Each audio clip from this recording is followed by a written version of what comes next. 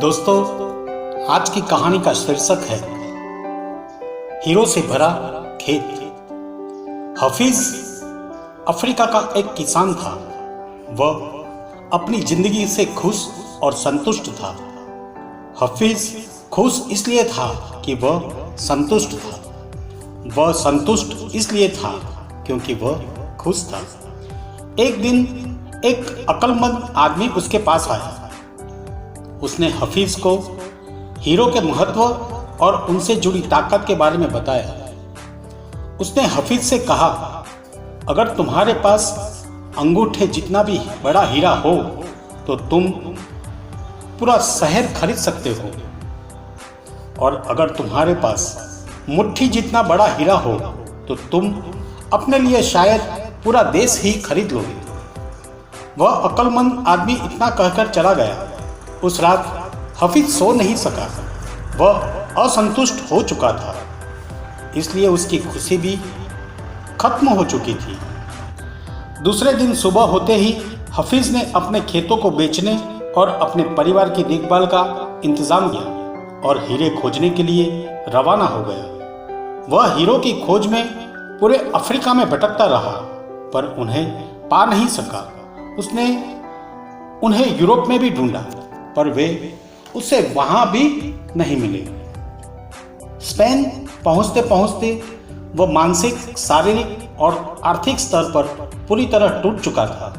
वह इतना मायूस हो चुका था कि उसने बार्सिलोना नदी में खुदकुशी कर ली। इधर जिस आदमी ने हफीज के खेत खरीदे थे, वह एक दिन उन खेतों से होकर बहने वाले नाले में अपने ऊंटों को पानी पिला रहा था। तभी सुबह के वक्त उग रहे सूरज की किरणें नाले के दूसरी ओर पड़े एक पत्थर पर पड़ी और वह इंद्रधनुष की तरह जगमगा उठा, यह सोचकर कि वह पत्थर उसकी बैठक में अच्छा दिखेगा। उसने उसे उठाकर अपनी बैठक में सजा दिया। उसी दिन दोपहर में हफीज को हीरो के बारे में बताने वाला आदमी खेतों के इस नए मालिक के पास आया। उसने उस जगमगाते हुए पत्थर को देखकर पूछा, क्या हफीज लौट आया? नए मालिक ने जवाब दिया, नहीं, लेकिन आपने यह सवाल क्यों पूछा? अक्लमंद आदमी ने जवाब दिया, ये हीरा है। मैं उन्हें देखते ही पहचान जाता हूं। नए मालिक ने कहा, नहीं, यह तो महज एक पत्थर है। मैंने इसे नाले के पास से उठाया है। आइए मैं आपको दिखाता हूं। वहां पर ऐसे बहुत सारे पत्थर पड़े हुए हैं। उन्होंने वहां से नमूने के तौर पर बहुत सारे पत्थर उठाए और उन्हें जांचने परखने के लिए बेच दिया। वे पत्थर हीरे ही साबित हुए। उन्होंने पाया कि उस खेत में दूर दूर तक हीरे दबे हुए थे।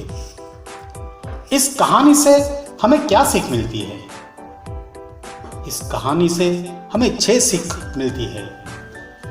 जब हमारा नजरिया सही होता है तो हमें महसूस होता है कि हम हीरो से भरी हुई जमीन पर चल रहे हैं। मौके हमेशा हमारे पांवों तले दबे हुए हैं। हमें उनकी तलाश में कहीं जाने की जरूरत नहीं है।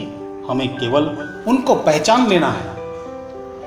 दूसरे के खेत की घास हमेशा हरी लगती है। हम दूसरों के पास मौजूद चीजों को देखकर ललचाते रहते हैं। इसी तरह दूसरे हमारे पास मौजूद चीजों को देखकर ललचाते हैं। हमसे अपनी जगह की अदला बदली करने का मौका हासिल करके उन्हें खुशी होगी। जिन्हें मौके की पहचान नहीं होती, उन्हें मौके का खटखटाना शोर लगता है। मौका जब आता है तो लोग उसकी अहमियत नहीं पहचानते। जब मौका जाने लगता है तो उसके पीछे भागते हैं। कोई मौका दोबारा दरवाजा नहीं खटखटाता। दूसरा मौका पहले वाले मौके से बेहतर या बदतर हो सकता है, पर वह ठीक पहले वाले मौके जैसा नहीं हो सकता। इसीलिए सही वक्त पर सही फैसला लेना बेहद जरूरी होता है। गलत वक्त पर लिया गया सही फैसला भी गलत फैसला बन जाता है।